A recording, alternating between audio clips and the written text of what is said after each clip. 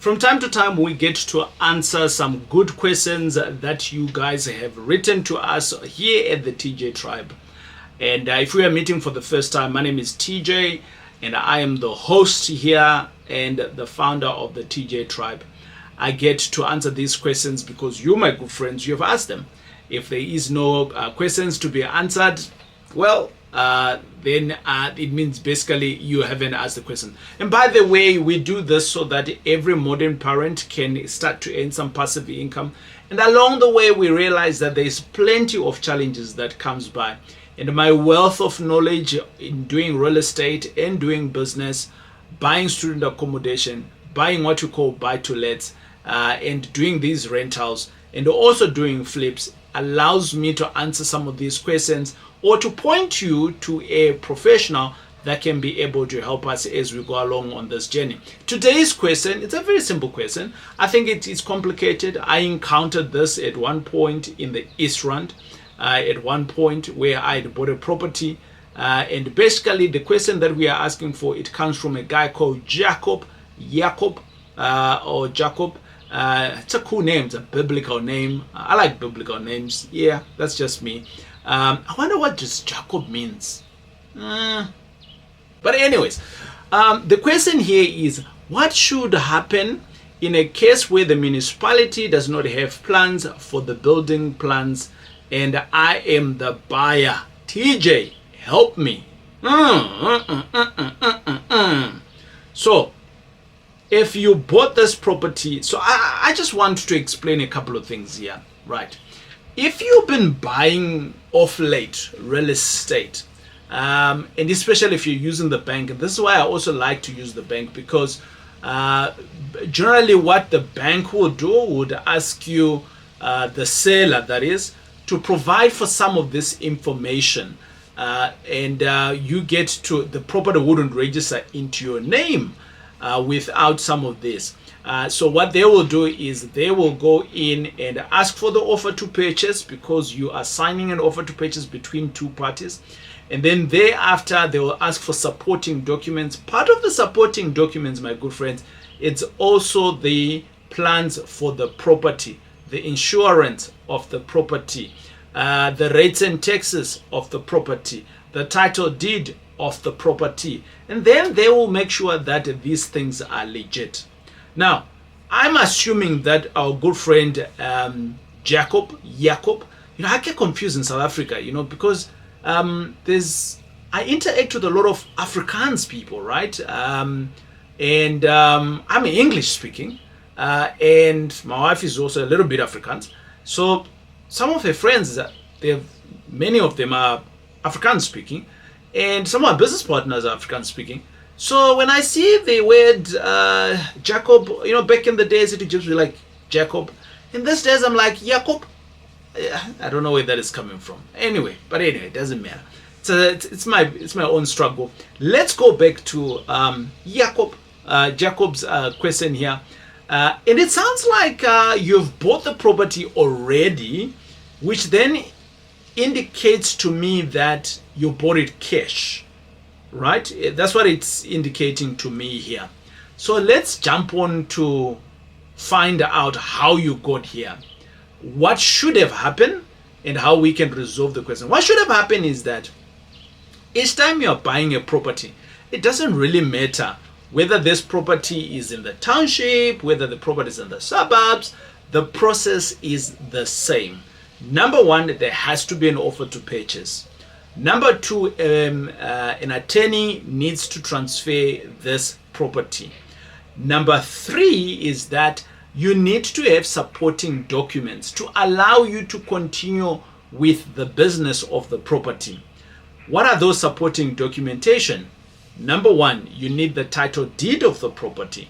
Your attorney will need the title deed to ensure that the property is for sure in John's name, right? So Jacob is buying from John. We've just introduced the name John. It's a fictitious seller. So Jacob is buying from John. And for this reason, is John the legitimate owner of the property?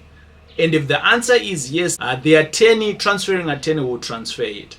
However, Are you buying what is on the property? So the property's description, normally on the offer to purchase, it will have the description. What is it that you're buying?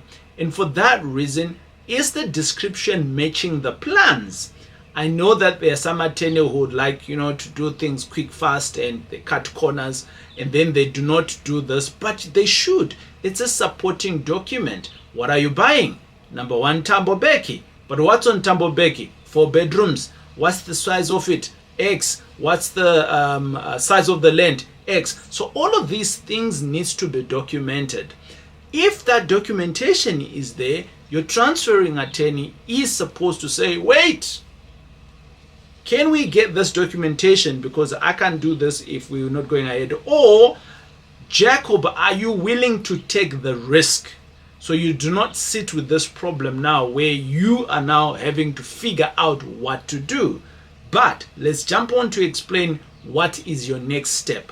So Jacob, thanks for asking this question. I hope I've been able to educate all of us with Jacob's question. And now the answer to his question is, I've given you different scenarios of how to avoid this in tomorrow's situation as and when we are buying. Remember, we're trying to make each other here, modern parents, to become better people to earn passive income, right? How do you earn passive income if what you're buying is not what is there on paper? So, I'm just trying to help. But anyway, if I'm missing something in the comments, let me know how else you do it. That's how we can all become better. So here is the solution, Jacob. Solution number one is that go to your local municipality. So in this case, it sounds like you've gone there, or I don't know whether it is a hearsay, but I want you to give it the step by step. Go to your local municipality. There is a department for plans, and ask for your plan. There's a minimum fee. It's like less than 100 Rand, I think. The last time we did this in the city of Joburg, I think, we went in to ask for our plans on a building that we owned. We didn't have the plans on record. But I also want to stress out, the plans should be, the city, or should I say the municipality, is not the custodian of the plans. You are the custodian of the plans because the building belongs to you. So as and when you have plans, make sure that you guard them with your heart, or with everything else that you've got. But here's the thing: you've gone to the city, and the city have said to you, we don't have them on plans. Then you then say to them, what do I do? So I don't have plans. I bought the property. What is the next step? In normal cases, 9 out of 10, they ask you to redraw them. Right. This is an opportunity for me, because now nobody knows what the property was. We had an instance at one point where the city, where the plans were, this is back in the days before, you can see now I'm showing off my age of doing real estate. Most cities in South Africa, they've now gone digital, but there were some that didn't go digital, and then the municipality bent down. You all remember that. I won't mention which city or which town it is, but you all remember the city went down, the municipality that bent, and then all the plans were bent. And basically everybody needed to redo their own plans. So the cost of redoing this is yours. But I think it presents an opportunity here of now optimizing your property and what you are seeing, what it could be for you, because now you can now say, I'm putting in these plans here. This is existing. This is what I want to do in the future. And then they can now approve whatever that is there. Bearing in mind that municipality bylaws changes over years, so what might be on the property could not be permissible anymore, because now you're putting in these plans today, so they might want you to alter one or two things. So it's an opportunity, actually. I think it's an opportunity for you to redraw your plans, and when you submit them, you can submit them with what you want the property to be, and for that reason you can be able to make some good money thereafter. If you're in property investment, at some point or the other, you have had to evict someone. And I know, my friends, it is a painful exercise. But I'm here to tell you that for the last couple of years, I've been using a company that is called Expello. Expello, basically what they do is that you pay them a monthly fee.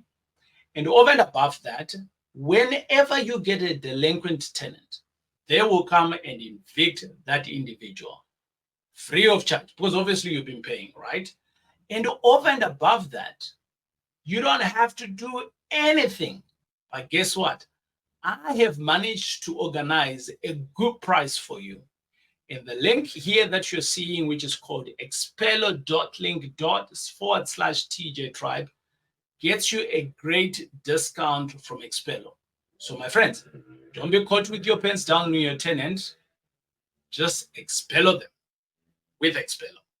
It is TJ. Let's go back to the video. So the short answer to Jacob's question, which says, yeah, what should happen in the case where the municipality does not have plans for the building, is you need to redraw them. That's the short answer to it. Redraw them and submit. It's going to cost you a draftsman and an architect to redraw that, submit it to the council, they will approve it, and for that reason they will now have a copy and you have a copy and you got that copy. And make sure that with today's technology, my good friends, use Gmail, Google as your best friend. I have files from like years ago that I've saved on my Google Drive, and it's all there and it's for free. But obviously now we're a business, we now pay for Google, but as a startup, there's nothing that stops you to use Google. The G Drive also to save all of your documentation there nicely. You've got the name of your property as a folder. You've got in the folder, you've got all the documentation that you need, the important stuff. And all you need to do is to keep them digital. That's it. I hope this information has been helpful. But if you do have a different way of doing this, my good friends, let us know. In your profession within this space, let us know in the comments. But that's how I would do it, and I would move on. Thanks for watching. And Jacob, thanks for asking the question. And to some of you, hey, if you got any questions on any video, it doesn't have to be related on that video, just fire away and I'll be able to answer that question. Boom, until we see you on the next video.